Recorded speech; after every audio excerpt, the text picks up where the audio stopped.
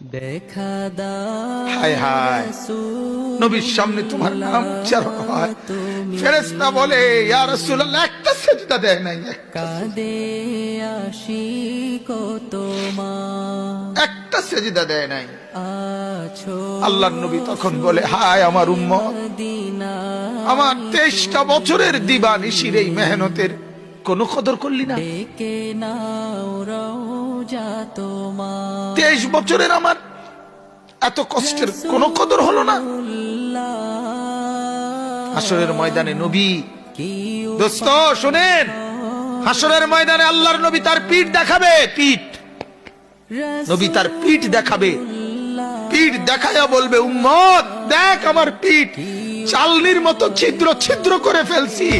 তায়েফের বাচ্চারা যখন আমার পাথর মারছে, ওই পাথরের আঘাত সইতে গিয়ে সেদিন দেখবেন, সেদিন বুঝবা যুবক, পেলে